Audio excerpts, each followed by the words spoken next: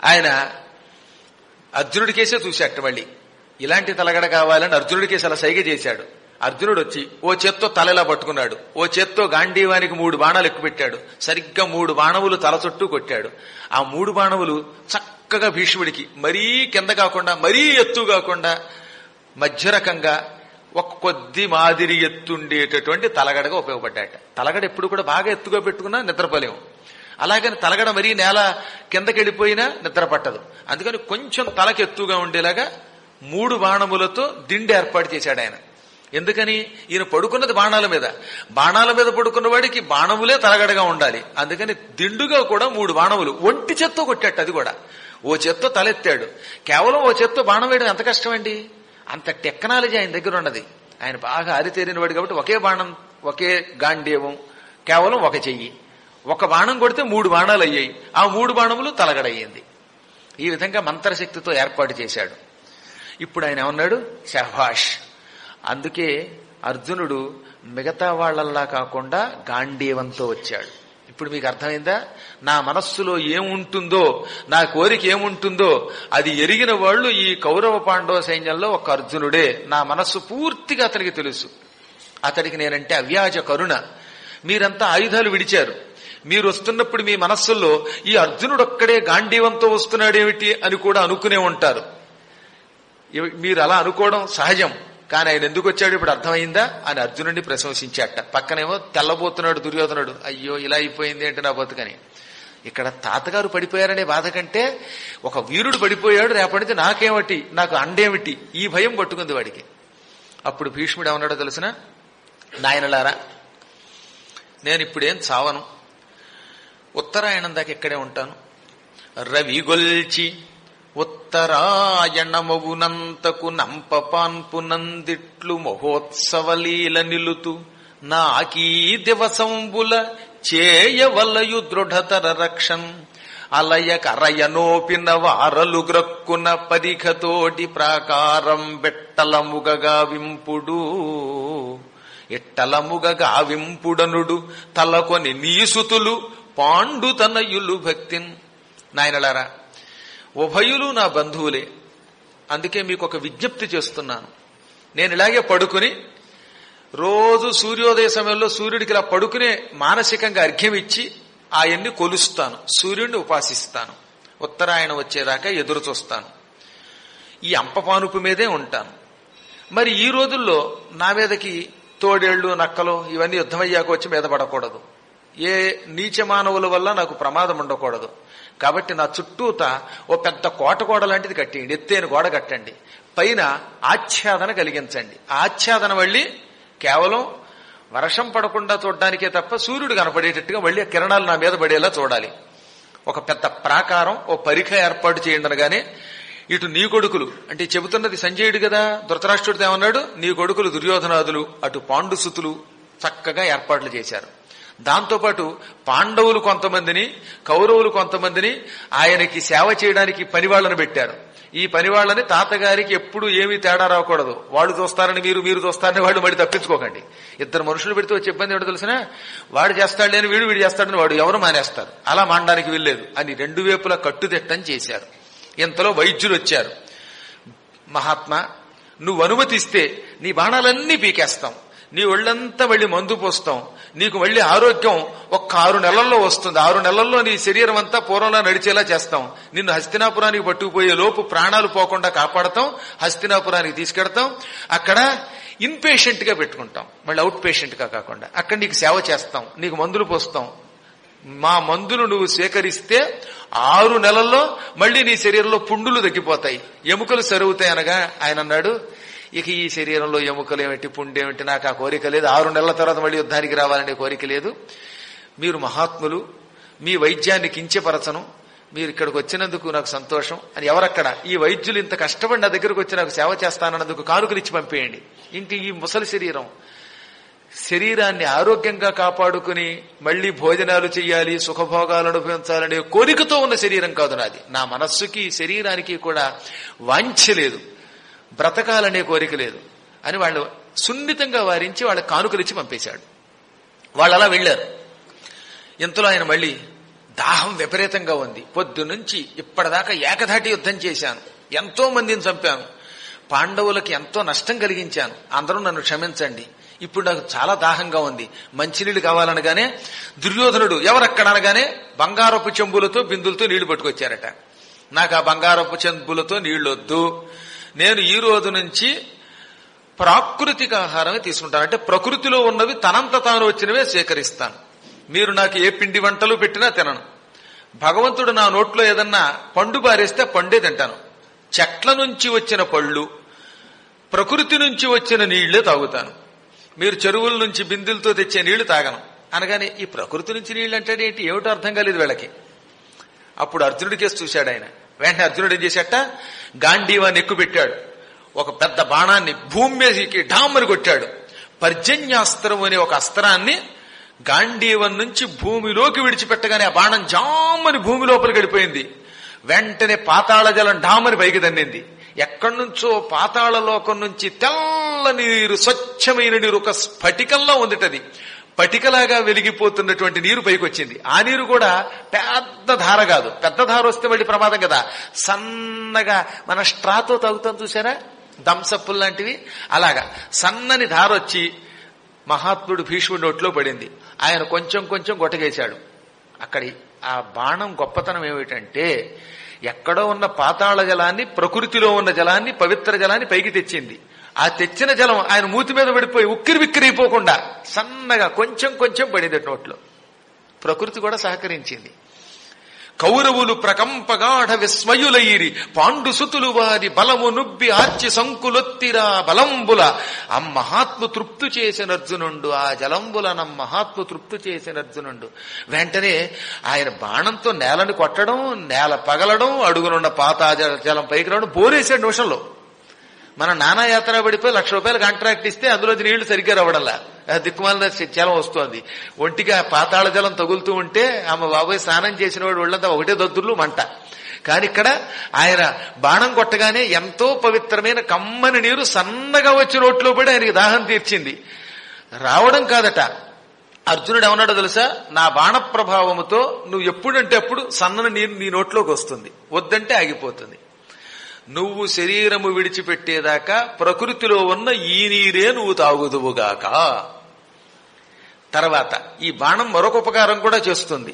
నీకెప్పుడు ఆకలిస్తే అప్పుడు ఒక ఫలాన్ని నీ నోట్లో పారేస్తుంది. ఆ ఫలం కూడా ఎటువంటిది, పైన నిలబడి కేవలం రసం నీ నోట్లో పడేలా చేస్తుంది. ఒక మామిడి పండు వస్తుందిట ఆ బాణ ప్రభావంతో, ఆ మామిడి పండు మూతి దగ్గర నిలబడుతుంది.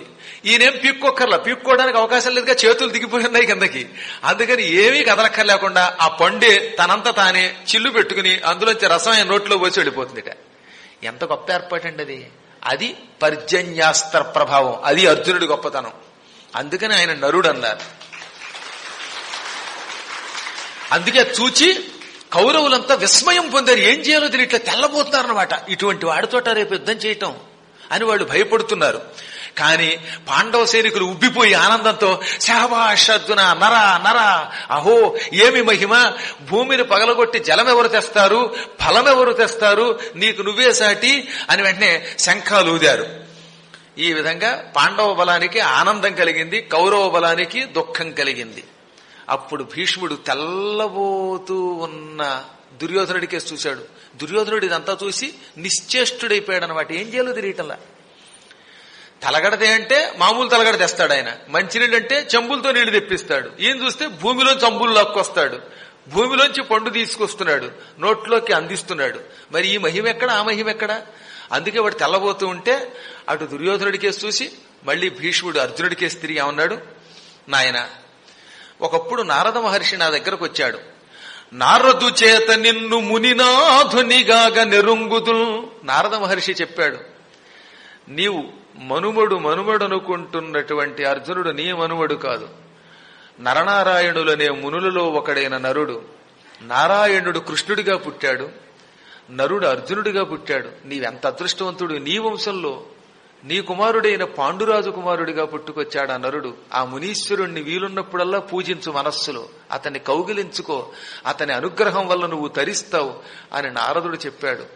నేను అందుకే మానసికంగా నిన్ను పూజిస్తున్నాను, శారీరకంగా కౌగిలించుకుంటున్నాను. తాతని గనక దండం పెట్టలేకపోయాను గాని తండ్రి, నువ్వు మునీశ్వరుడివి. నరుడు మాత్రం ఆ విషయం బయటికి పడలేకపోతున్నట్ట. ఎందుకంటే నరుడు కదా, నారాయణ మహిమ వల్ల తాను నరుడితో ఒకప్పుడు నరుడనే రూపంతో ఉన్నవాణ్ణని, నారాయణునితో తిరిగిన వాణ్ణని, తాను మునీశ్వరుడని ఆయనకి తెలియదు, కృష్ణుడు గుర్తు చేస్తే తప్ప. ఎందుకంటే మానవుడిగా ఇతన్ని బ్రతికించి, మానవుడిగా ఇతనికి కీర్తి అందేలా చేసి, తద్వారా మానవుడు ధర్మ సంస్థాపన చేయడానికి ఎప్పుడైనా గొప్పవాడే అని లోకానికి అందించడం కోసం ఒక అర్జునుడికి మాత్రం మహిమ లేకుండా చేశాడు కృష్ణుడు. అందుకే కృష్ణుడికి అన్నీ తెలుస్తాయి. ఆయన భగవంతుడిగా దిగొచ్చాడు. ఈయన అలా కాదు. రామావతారంలో రాముడు ఎలా అయితే నన్ను నేను మానవుడు అనుకున్నాడో, అర్జునుడు కూడా ఎప్పుడు నేను నరుణ్ణి అనుకుంటాడనమాట. నీకు నాకు ఎన్నో జన్మలు గడిచాయంటే నాకు గుర్తులేదనడానికి గల కారణం అదే. ఈ విధంగా నరుడు ఇతడు. ఇతనికి అర్థం కాడల్లా. కానీ ఇతను ఏమన్నాడు భీష్ముడు, నువ్వు మునీశ్వరుడు అని తెలుసు. అది నేను నారదుని ద్వారా గ్రహించాను, అయినా ఎప్పుడూ బయట పెట్టలేదు. నువ్వు ఎక్కడ ఉంటే అక్కడ విజయం లభించి తీరుతుంది అని మరొక్కసారి, నాయనలారా మీరందరూ ఈ నరనారాయణులకి నమస్కరించండి అని ఒకసారి గోవింద నామస్మరణ చేశాడు ఆయన. గోవింద అన్నాడు గట్టిగా.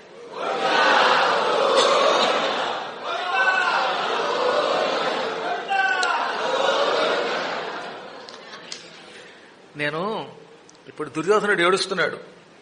దుర్యోధనుడు దోమ రూపంలో గొంతులు దూరేడు.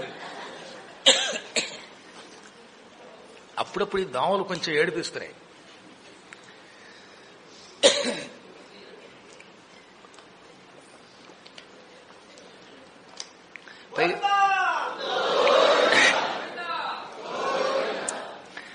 ఇంతకాలం నేనేదో శుద్ధ శాకాహారాన్ని అనుకున్నాను. అది లోపలికి వెళ్ళదు, బయటికి రాదు, సరిగ్గా ఎక్కడ ఆగిపోయింది అనమాట. టక్కన వెళ్ళిపోయింది. ఎలా వెళ్ళిపోయింది? ఈ దోమ మాయిదారు దోమ. ఇది ప్రతిపక్షాల కుట్రేమో తెలియదు కానీ మొత్తం మీద ఏమైనా దుర్యోధనుడి బాధ, ఈ దోమ అండి లోపలికి వెడితేనే పూర్తిగా లోపలికి పోదు, బయటికి రాదు, గొంతు దగ్గర ఆగుతున్నాడు వాడు. కాస్త 2-3 సార్లు ఆగాలి. కాబట్టి రేపు పొద్దున మీరు ఎవరన్నా గురువు గారు మీరు నిజంగా శుద్ధ శాకాహారి అని అడిగితే నేనేం సమాధానం చెబుతాను. అందుకని కూడా పరీక్షించాడు భగవంతుడు మొత్తం మీద. నాయన, నారదుని ద్వారా నిన్ను మునినాథుడిగా గ్రహించాను, సందేహం లేకుండా నీ అనుగ్రహం నాకు కావాలి అని పలికి, పాపం చిన్నబోతూ దుఃఖం పొందుతున్న దుర్యోధనుడికేసి తిరిగాడు. చూచావా, నీ కళ్ల ముందు ఎక్కడో పాతాళాన్ని పగలగొట్టి అక్కడి నుంచి ఈ గంగని పైకి తీసుకొచ్చిన మహాత్ముడు ఆయన. నాకు ఆహారంగా పాతాళం నుంచి ఫలం తీసుకొచ్చిన వాడు ఆయన. ఒంటి చేత్తో బాణం భూమి మీద కొట్టగలిగిన వాడు ఆయన. రెండో చెయ్యి ఉపయోగించకుండా ఒక్క చేత్తో బాణం ఎవడు వేస్తాడు? ఇలా ఎక్కువ పెట్టడం ఎంత కష్టం, అయినా వేసేస్తున్నాడు వాడు. అటువంటి మహాత్ముడు నరుడు, అత్యద్భుత విక్రముడు, అతనికా నారాయణుండాప్తుడు, ఎవ్వరికి వీరి జయం పరాదు, సమరావష్టంభముందగ్గి ధర్మరతుడైన ధర్మజునకేంద్ర ప్రస్థమిమ్ము, అర్ధరాజ్య రమం బొందుము మీరు కొందరయినల్ చాకున్న నీ గొప్పదే. నరుడు మహాపరాక్రమవంతుడు. ఆ నరుడికి ఆ నారాయణుడు సాయం. ఈ ఇద్దరు మహాత్ములు నీకెన్నోసార్లు చెప్పానాయన. నాయనా, శ్రీ మహావిష్ణువు 2 రూపములతో మన కళ్ల ముందు కనబడ్డాడు. ఏ మహావిష్ణువు కోసం నిరంతరం మేమంతా తపస్సు చేశామో, దేవదానవులంతా తపస్సు చేస్తూ ఉంటారో, యోగేశ్వరేశ్వరులు తపిస్తారో, ఆ మహాత్ములు శ్రీ మహావిష్ణువు రూపాలు ఈ భూలోకంలో అర్జునుడిగా కృష్ణుడిగా వచ్చారు. ఆ నరుడు పరాక్రమవంతుడు, అతనికి నారాయణుడు ఆప్తుడు. ఎవ్వరూ వీరిని జయించలేరు. యుద్ధ గర్వం విడిచిపెట్టు, ధర్మమూర్తి అయిన ఈ ధర్మరాజు గారికి ఇంద్రప్రస్థం ఇచ్చేయి, సగం రాజ్యం నువ్వు పొందు. మీరు కొంతమంది అయినా చావకుండా ఉండడం నీకు న్యాయం కదా? ఇప్పటికే సగం మంది వచ్చారు, మీరు కనీసం కొంతమంది అయినా బతుకుతారు. ఆ కొద్ది మంది కోసం దయతో నువ్వు యుద్ధం ఆపేయకూడదా అనగా, వాడు ఒక్క ముక్క మాట్లాడితే ఒట్టు ఇంత జరుగుతోని చూస్తున్నాడా, తల పక్కకి తిప్పుకున్నట్ట. వెంటనే అర్థమైపోయింది భీష్ముడికి. ఇక పోయే ముందు మళ్ళీ నిన్నెందుకు నాయన బాధ పెట్టడం, నీవెలా కావాలో అలాగే చెయ్యి, నీ పరాక్రమాన్ని ప్రదర్శించు అనగానే ఒక్క దండం పెట్టి ఒక్క ముక్క మాట్లాడకుండా వెళ్ళిపోయాడు. వెడుతున్నంతసేపు దోదూయమాన మానసులయ్యారు, మనస్సులో మాత్రం బాగా కుంగిపోయారు. భీష్ముడు పడిపోవడం వాడికి చాలా పెద్ద దెబ్బ. 10 రోజులు యుద్ధంలో అస్తమించాడు భీష్ముడు. చీకట్లు అవుతున్నాయి, అంతా డేరాలకు వెళ్లారట. పాండవులు కూడా తాతగారి పాదాలకి అందరూ వినయంగా నమస్కరించి బయలుదేరారు. అప్పుడు దారిలో కృష్ణుడు అన్నాడు ధర్మరాజుతో, ధర్మరాజా నిజం చెబుతున్నాను, ఈ భీష్ముడు అంటే నాకు చాలా అభిమానం. అతడి వంటి నాకు భక్తులు చాలా అరుదుగా ఉంటారు. నారదాదులు ఋషుల రూపంలో ఉన్నారు, ఈయన మహారాజు రూపంలో ఉన్న రాజఋషి యోగి. ఇతన్ని ఎవరు చంపలేరు సుమా, నా అనుగ్రహం అతనికి ఉన్నది. కేవలం మీకోసం అతను పడిపోయాడు తెలుసునా. సురలకు నజయ్యుడగు ఈ సురసరిదాత్మజుని గెలువజొప్పడునే, ఎవ్వరికైనా అద్భుతావహ పరికరులకు మీకు దక్క పౌరవ ముఖ్య. దేవతలు కూడా జయించలేని మహాపరాక్రమం కలిగిన వాడియన. అటువంటి ఈ దేవగంగా పుత్రుణ్ణి, మందాకిని పుత్రుణ్ణి ఎవరన్నా జయించగలరా? ఒక్క మీరే జయించగలిగారు. ఎందుకో తెలుసునా, మీ దగ్గర ధర్మం ఉండడం వల్ల. ఆయన ఎంత గొప్పవాడైనా అధర్మపరుడి దగ్గర ఉండవలసిన అవసరం ఆయనకి లేదు. నిజం చెప్పాలంటే అక్కడ ఎందుకున్నాడు ఆయన? పాండవులు అరణ్యవాసానికి వెళ్ళిపోయారండి, అప్పుడే వెళ్ళిపోవచ్చు. తెలియకుండానే ఆయనలో రాక్షసావేశం వచ్చిందిట. ఆ రాక్షసులు పట్టుకోవటం వల్ల తాత్కాలికంగా కౌరవుల పంచ నుండి ఆ తిండి తింటూ వాళ్ళని సమర్థించాడు. మహాపుణ్యాత్పురాలైన ద్రౌపదికి మాట వరసకు కూడా సాయం చేయలేకపోయాడు. ఆయన తలుచుకుంటే సాయం చేయగలడు. ఆ చిన్న లోపం వల్ల ఈతడు కొంతకాలం పాటు ఈ బాణాల బాధ అనుభవిస్తాడు. మీ వల్ల పడిపోయాడు. ఆ తర్వాత ఆయన పరమ ధర్మమూర్తి, నన్ను స్మరించుకుంటూ ఉత్తరాయణ పుణ్యకాలంలో శరీరం విడిచిపెడతాడు. మహాత్ములు మీరు తప్ప ఇంకెవ్వరూ అతన్ని పడగొట్టలేరు, ఇది నిజం అనగానే ధర్మదత్తుడు, మేమనగా ఎవరం, నీ అనుగ్రహంతో బ్రతికే మానవులం మేమంటూ ఉన్నాం. అసలు ధర్మరాజు ఇదే మాట అన్నాడు. ఏమన్నాడో తెలిసిన, మేమంటూ ఏమి ఎవరం లేవు, మమ్మల్ని నడిపిస్తున్న నువ్వే మా రూపంలో ఈ పనులు చేస్తున్నావు. మేము కేవలము నీ చేతి పనిముట్లం. ఒక కత్తి ఎక్కడుంది, తనంత తాను ఆ కత్తి ఏమీ చేయలేదు. ఆ కత్తి నీ చేతిలో ఉంటే అది ఇతరులకు మిత్తయి కూర్చుంటుంది. అలాగే మేము నీ చేతిలో ఆయుధాలం, కీలుబొమ్మలం. మమ్మల్ని జంత్రగాడు, ఒక యంత్రగాడు యంత్రాలు నడిపినట్టుగా నడిపిస్తున్నావు, నీ ధర్మం వల్ల బ్రతుకుతున్నామని నమస్కరించారు. ఎక్కడ ధర్మరాజు రవ్వంత కూడా ఇదంతా మా శక్తి అనలేదట. వాళ్ళు అలా వెళ్ళగానే అప్పటికి కర్ణుడు శిబిరాలకి దగ్గరలోనే ఉన్నాడు. కొంచెం దూరంగా పురం దగ్గర ఉన్నట్టు, ఒక పురం దగ్గర. ఈ భీష్ముడి పడిపోయిన వార్త వినగానే హుటాహుటిన ఎలా ఉన్నవాడు అలా పరిగెత్తుకొచ్చేసాడు రథం ఎక్కి. రథాన్ని దూరంగా ఆపి కౌరవులు వెళ్ళిపోయారు, పాండవులు వెళ్ళిపోయారు. ఒంటరిగా అక్కడ కేవలం భీష్ముడు ఉన్నాడు. చుట్టూతా ఈ పాండవ కౌరవులు నియమించిన సేవకులు ఉన్నారు. చుట్టూతా ఒక కాంపౌండ్ వాళ్ళు కడుతున్నారట వాళ్ళు, కట్టెలతోటి వాటితోటి. అక్కడికి పరుగు పరుగునొచ్చి భీష్ముడి కాళ్ళ మీద పడిపోయి పాద నమస్కారం చేశాడు. నన్ను కరుణించు, నీ కన్నెత్తి నన్ను చూడు, పన్నెత్తి పలకరించు.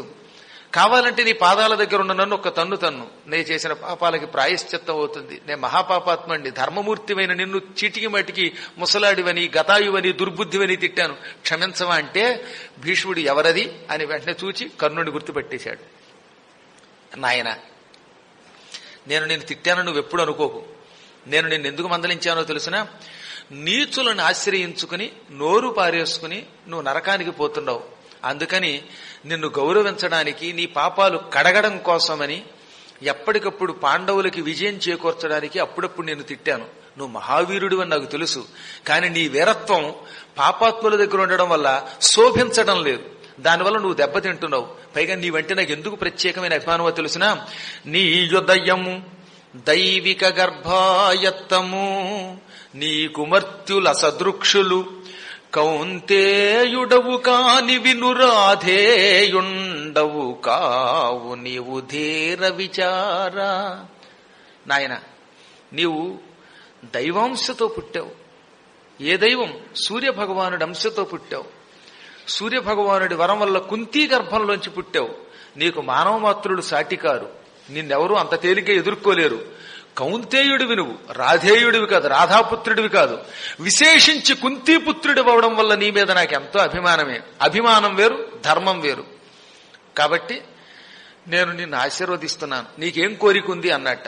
నీ ఆశీర్వచనం కావాలి. నీ ఆశీర్వచనంతో నేను యుద్ధరంగంలో విజృంభించాలనగానే, నాయన ఇంకొకసారి ఆలోచించు. కుంతీపుత్రుడివి, సాటి కుంతీపుత్రులతో, సొంత సోదరులతో ఎవరైనా కలహిస్తారా? దానివల్ల నీకు పతనం తప్ప లాభం ఉన్నదా? చూచావా? ఎంత బలవంతుడైనా మా నాన్నగారిచ్చిన కొండంత వరం నాకు అండగా ఉన్నా ధర్మమూర్తి అయిన భగవంతునికి ఎదురు వెళ్లి పడిపోయాను. మీరు అలా వెళ్ళిపోక తప్పదు. కాబట్టి నా మాట విని నువ్వు యుద్ధానికి వెళ్లకుండా ఉంటే నీ మాట దుర్యోధనుడు వింటాడు గనక సంధి చేసుకుంటాడు అనగానే ఆ ఒక్కటి అడక్కు. ఈ ప్రాణం దుర్యోధనుడికి ఎప్పుడో సమర్పించాను. చావో రేవో అర్జునుడో కర్ణుడో ఇద్దరులో ఎవరో ఒకళ్ళే మిగలాలి. కాబట్టి తాతగారు దాని గురించి ఆలోచించకుండా దీవించండి అనగానే అది అలాంటిదే, వెళ్ళిరా నీ కృతజ్ఞతని ప్రకటించుకో అని మళ్ళీ భీష్ముడు దీవించాడు. దాంతో ఆయన వెళ్ళిపోయాడు.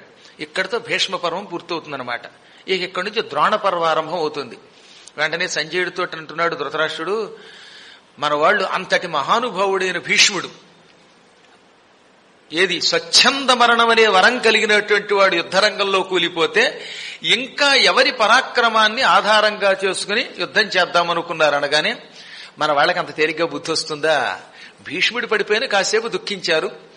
ఆ తర్వాత కొంతమంది సైనికులైతే కర్ణ కర్ణ వచ్చి కావు మనాథులమైతి మనియలుంగులెత్తి పిలువ, కర్ణ కర్ణ అనాథలమైపోయాం, మమ్మల్ని రక్షించు, భీష్ముడు లేడు ఇప్పుడు నువ్వే దిక్కన్నారట. ఏదో గురువుగారిని మానేసి కర్ణుడు ఏదో పొడుస్తాడని.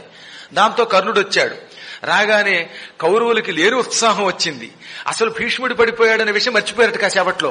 ఆ కొండంతండ మా కర్ణుడు వచ్చారని వాళ్ళందరికీ ఉత్సాహం వచ్చింది. ఎందుకంటే ఎప్పటికప్పుడు నేను ఒక్క రోజులో పడగొడతాను పాండవులు అనేవాడు కదా. భీష్ముడు పడగొడలేకపోయాడు, ఈయన చాలు రేపు యుద్ధానికి వెడితే రేపటితో పాండవులు చచ్చిపోతారు అనుకున్నారట అంతా.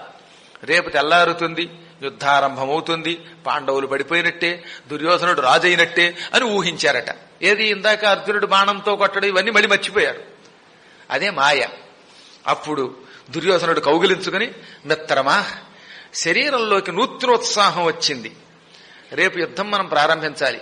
ఇంతకీ మన సైన్యానికి నాయకుడిగా ఎవరిని నియమిద్దాం? భీష్ముడు పడిపోయాడు సేనాధిపతి, ఇప్పుడు రెండో సేనాధిపతి ఎవరు అనగానే మన వీరుల్లో అందరూ ఒకళ్ళని మించిన వాళ్ళు ఒకళ్లే, అందరూ సేనాపతిత్వానికి సరిపోతారు. కాని వృద్ధుడు, జ్ఞాని, ప్రజ్ఞావంతుడు, మనందరికీ గురువు, అన్నిటికీ మించి అర్జునుడిని పడగొట్టగలిగే శక్తి కలిగిన వాడు ఆయన ఈ ద్రోణాచార్యుడిని గనక మనం సేనాధిపతిగా చేసుకుంటే విజయం పొందుతాం. ఈయన సాక్షాత్తు స్థాణుడి వంటి వాడి ద్రోణుడు అనగానే వెంటనే దుశ్శాసనుణ్ణి, ఈ కర్ణుణ్ణి అందరినీ వెంట పెట్టుకుని ఓ సమావేశం ఏర్పాటు చేశాడు. సభాభవనంలోకి తీసుకెళ్లాడు. ద్రోణాచార్యుడిని పిలిచాడు. గురువు గారి పాదాలకు నమస్కరించాడు. గురుదేవా, భీష్ముడు వెళ్లిపోయాక ఇక మీరే మాకు అండ, మీరే మాకు దిక్కు. మీకు నేను పట్టాభిషేకం చేస్తున్నాను. ఈ సకల కౌరవ సైన్యానికి సేనాధిపతిగా మిమ్మల్ని పట్టం కడుతున్నాను. మీరు మమ్మల్ని అనుగ్రహించండి అని ఒక సింహాసనం మీద కూర్చోబెట్టి సరస్వతీ నదీ జలాలు తీసుకొచ్చి అభిషేకం చేయగానే ద్రోణుడు తెగ పొంగిపోయాడు. ఆనందం తట్టుకోలేక, ఆహా ఎంతమంది ఉన్నప్పటికీ నువ్వు కర్ణుణ్ణే సేనాపతి చేస్తావు అనుకున్నాను కానీ అతన్ని కాదని నన్నే సేనానాయకుడిని చేశావు. నా శరీరం పొంగిపోతుంది. ఈ పదవులండి దీంట్లో ఉన్నవి ఏంటంటే, ఇది ఏముంది పెద్ద గొప్ప పదవే, రేపు మాపు పోయే కాల పదవి అయినా సరే ఏమిటో తెలియదు. ఈ పదవి రాగానే రెచ్చిపోయాడు ఆయన, ఆనందం తట్టుకోలేకపోయాట. దుర్యోధన, నువ్వు నన్ను ఎంతో మన్నించావు, భీష్ముడు కూర్చున్న సింహాసనం మీద నన్ను కూర్చోబెట్టావు, ఈ కౌరవ సేనకి నన్ను నాయకుణ్ణి చేశావు, మెచ్చుకున్నాను, నీకేం వరం కావాలో కోరుకో ఇచ్చేస్తానన్నట్ట. గురువు గారండి నేను కోరుకున్న వరం ఇస్తారా అన్నాడు ఆయన. ఇచ్చేశానంతే, ఒకసారి మాట అన్నానంటే ఆ మాట నెరవేర్చుకుంటాను అనగానే, అయితే ధర్మరాజుని ప్రాణంతో బంధించి నాకు ఇచ్చేయండి రేపు అన్నట్ట. రేపు ధర్మరాజుని బంధించండి, చంపొద్దు, చంపకుండా ప్రాణంతో కట్టి నాకు అప్పగించండి అనగానే, ఆహా అందుకే ధర్మరాజుని అంతా అజాత శత్రువు అన్నారు. నీ మనస్సు నాకు అర్థమయ్యింది. యుద్ధంలో ఓడిపోకుండా ధర్మరాజును నేను బంధించి నీ చేతిలో పెడితే ధర్మరాజుకి అర్ధరాజ్యం ఇచ్చి యుద్ధం ఆపేద్దాం అనుకుంటున్నావు అంతేనా అన్నాడు ఈయన. పాపం నాలాగా అమాయకుడు గనక. అనగానే, అబ్బే ధర్మరాజు గారిని బంధించి ఇక్కడికి తెప్పించేది అర్ధరాజ్యం ఇవ్వడానికి కాదు, ఇచ్చేవాడిని అయితే భీష్ముడు పడిపోయినప్పుడు ఆయన చెప్పినప్పుడే వినేవాడిని. అది కాదు, నాకు భవిష్యత్తు తెలుస్తోంది, మీరు గాని కర్ణుడు గాని నేను గాని పాండవులను చంపలేము అని నాకు భయం పట్టుకుంది. లోపల ఉన్నది చెప్పాడు ఇప్పుడు. అంటే లోపల ఎంతో కొంత వాడి కాంక్షస్ చెబుతోందిట, అంతరాత్మ. కాబట్టి పాండవులు చంపడం కష్టం. పోని చచ్చి చెడి ఒకవేళ ఏ అర్జునుడినో ధర్మరాజునో నేనో లేకపోతే కర్ణుడో మీరో చంపినా కృష్ణుడు మనల్ని బతకనివాడు, చక్రంతో అందరినీ నరికేస్తాడు. కృష్ణుడి చక్రం బలం ఉంటుందో మొన్నే చూశాం. భీష్ముడి మీదకి చక్రం పట్టుకొస్తుంటే నీచక్రములైన మన వాళ్ళంతా అలా తెల్లబోయి ఉండిపోయారు. కాబట్టి కృష్ణుడు ఒకవేళ పాండవులు చచ్చిపోతే మనందరినీ చక్రంతో నరికేసి కుంతీదేవిని తీసుకెళ్లి సింహాసనం మీద కూర్చోబెడతాడు. ఇది వాడన్నమాట. మనకు మాత్రం రాజ్యం రానివాడు. అయిస్తే చివరికి ఎవరూ లేని దిక్కులేని కుంతినైనా సింహాసనం మీద కూర్చోబెట్టి పరిపాలన చేయిస్తాడు గాని కౌరవులకి రాజ్యం రానివ్వడు. ఈ గొడవ మనం పడలేం. అందుకని ఏం చేద్దామంటే మీరు ధర్మరాజుని బంధించి నా ఎదురుగుండా పెట్టండి. మళ్లీ శకునికి అతనికి పాచికలు ఇచ్చి పాచికలు ఆడిస్తాను. మళ్లీ 12 ఏళ్ల అరణ్యవాసం అజ్ఞాతవాసానికి పోతారు. యుద్ధంలో పాండవులు జయించడం కష్టం. ఇలా వాళ్ళని మళ్లీ అడవికి పంపామంటే మళ్లీ కొంతకాలం చూసుకోవచ్చు. ఆ తర్వాత మళ్లీ యుద్ధం వస్తుందా, అప్పటికి ఎవడు బతుకుతాడు ఎవడు చస్తాడు. ఒకవేళ బతికితే మళ్లీ ఇలాగే వాళ్ళ చేత జోదం ఆడిస్తాను, అడవికి పంపేస్తాను. జోదం తప్ప ధనుర్వేదంలో వాళ్ళని జయించడం కష్టం అనగానే అమ్మా ఏమి రాజకీయం రానిది, ఏదో ఆంధ్రప్రదేశ్లో ఉన్న పార్టీలు అనుకున్నాను కానీ ఆ పార్టీలు మించిపోయింది నీ బుర్ర అనుకున్నాడు ఈయన. గజగజలు ఆడిపోయాడు ధర్మరాజు. జుగుప్స కూడా కలిగింది. నిజంగా ఒకవేళ అనుకుంటే మాటిస్తే మాత్రం ధర్మరాజుని బంధించడం అంత తేలిక. అయినా ఆయన ఏమనుకున్నాడో తెలిసిన, ఇలాంటి ఈ దుర్మార్గుడి ఆటలు సాక్కూడదు అనుకుని, నాయన నీకు వరం ఇస్తాను కానీ దానికి ఒక నియమం ఉన్నది. అర్జునుడు గనక అడ్డం పడితే నేను ధర్మరాజుని బంధించలేను. నువ్వు అర్జునుడిని అక్కడ లేకుండా చేశావంటే మాత్రం ధర్మరాజుని బంధిస్తాను. కాబట్టి రేపటి నుంచి నేను సేనాధిపతిగా యుద్ధరంగంలోకి అడుగు పెట్టాక ధర్మరాజుని బంధించే చోట అర్జునుడు లేకుండా చూసుకో. అర్జునుడిని దూరంగా తీసుకుపోయావా ధర్మరాజుని పట్టుకుని బంధించి నీ చేతిలో పెడతాను. తర్వాత మళ్లీ ముందే చెబుతున్నాను, అర్జునుడు అడ్డం వస్తే మాత్రం నేనేం చేయలేను. అర్జునుడు సామాన్యుడు కాదు, వాడు హరిహరాదులు అడ్డమైనా సరే చెత్త కొట్టగలడు. తర్వాత నీ ఇష్టం అన్నట్ట. అనగానే వెంటనే ఈయన అన్నాడు, చూశారా గురువు గారు నాకు వరం ఇచ్చారు, ధర్మరాజుని బంధిస్తాడు, నా వెంటంతా నా తంట అంతా వదిలిపోతుంది. కానీ అర్జునుణ్ణి ధర్మరాజు ఉన్న చోటు నుంచి దూరంగా పట్టుకుపోయే వాళ్ళు ఎవరున్నారు అనగానే వెంటనే త్రిగర్త దేశాధిపతి సుశర్మ గారు లేచారు. సుశర్మ గారు సంసప్తకులనే తన సైనికులతో లేచి, ఇదిగో మేము అర్జునుడిని రేపటి నుంచి దూరంగా పట్టుకుపోతాం. మా ప్రాణం ఉన్నంత వరకు అర్జునుడిని మీరు చేస్తున్న యుద్ధానికి 5 మైళ్ళ దూరానికి లాక్కుపోతాం, దూరంగా రెచ్చగొట్టి పట్టుకుపోతాం, వాడిని కదలకుండా చేసేస్తాం, కాలు చెయ్యి కదపకుండా కొట్టేస్తాం, అర్జునుడిని చంపుతాం. ఒకవేళ అర్జునుడిని చంపలేకపోతే మాకు బ్రహ్మహత్యా పాపం చుట్టుకుంటుంది, స్త్రీ హత్యా పాపం చుట్టుకుంటుంది, పౌరాణికుడైన పద్మాకర్ గారిని చంపిన పాపం చుట్టుకుంటుంది. ఇలాంటి శపథాలు వల్లించారు వారు. ఇన్ని పాపాలు చుట్టుకుంటాయి అని శపథం చేయగానే వెంటనే ఇక్కడి నుంచి గూఢచారులు ఉంటారే, రాయవారులు గూఢచారులు సిబిసిఐడి వాళ్ళు ఇక్కడ ఉన్నారే, పాండవులకు సంబంధించిన వాళ్ళు పరుగున వెళ్లి ధర్మరాజు గారి చెవిలో వేశారు. ధర్మరాజు గారు అడిగిపోయి గురువు గారు రెచ్చిపోయి నన్ను బంధిస్తానంటున్నాడు అని వెంటనే కృష్ణుణ్ణి అర్జునుడిని పాండవులందరినీ తక్కిన వాళ్ళందరినీ సమావేశపరిచాడు. గురువు గారు మన తాతగారి కంటే 7 ఆకులు ఎక్కువ చదివినట్టున్నాడు. పట్టాభిషేకం జరగగానే రెచ్చిపోయి నన్ను బంధిస్తానని వరం ఇచ్చాట. భీష్ముడు కూడా వరం ఇవ్వలేకపోయాడే, అటువంటిది ఇప్పుడు రేపు పొద్దున ద్రోణుడు నన్ను బంధిస్తానంటున్నాడు, నేను అతనికి దొరుకుతానా దొరకనా అర్జున, నీ సంగతి ఏమిటన్నాడు. అనగానే ఆయన పక్కపక్కనవి, ఈ ప్రపంచం తల్లకిందులైనా అది జరగదు. క్షోణీ వల్లభ వినుము, ఏ ప్రాణముతో నుండ నిన్ను పట్టి కొనగనా ద్రోణునక కాదు, సగణ స్థానునకైనను వశంబె తల్లకే మిటికిన్. ఓ మహారాజా, నేను ప్రాణముతో ఉండగా, అర్జునుడి ప్రతిజ్ఞ చాలా గొప్పది, నేను బ్రతికొండగా అన్నాడు, చచ్చిపోతే నేనేం చేయలేను. నేను ప్రాణముతో ఉండగా నిన్ను పట్టుకోవడం ద్రోణుడికే కాదు, ప్రమథగణాలతో కూడిన శివుడి వల్ల కూడా కాదు. స్థానుడు అంటే శివుడు, సగణ స్థానుడు అన్నాడు ఏకంగా. ప్రమథగణములతో కూడిన శివుడు కూడా నేను బతికొండగా నిన్నేం చేయలేడు. అంటే నిన్ను పట్టుకోవాలంటే ముందు నన్ను చంపాలి, అది అసంభవం. ఎందుకంటే నా తలలో ఉన్న ఒక్క వెండ్రుక సెగ పువ్వు కూడా వాడకుండా చూసేందుకు పక్కన ఈయనున్నాడు నారాయణుడు. ఆయనకి ధైర్యం అది.